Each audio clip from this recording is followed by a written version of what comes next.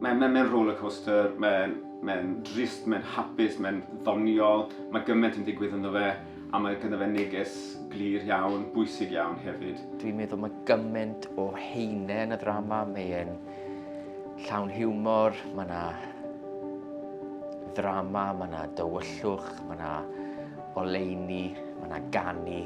Mae'n gwneud i ti meddwl, mae'n gwneud i ti crio, chwerthin.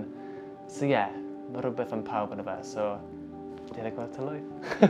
Dwi'n gobeithio bydd y gynulleidfa yn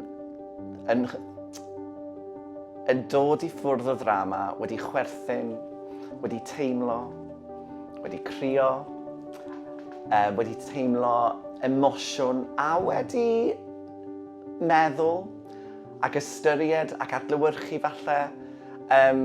Ac rwy'n dim, dwi jyst yn gobeithio bod nhw wedi cael uffar o amser da.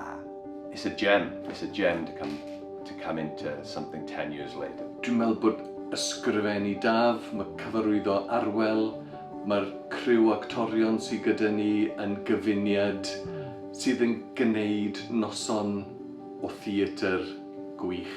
Pam da ni'n mynd i'r theatr mwyn cael yn corddi, mwyn cael yn cyffroi, nid jyst mwyn chwerthin, wrth gwrs mae hynny'n braf. A dyna sydd yn digwydd yn y ddrama yma. Mae'r gynulleidfa yn mynd i gael i corddi ac yn mynd i gael i atgoffa bod nhw'n fyw.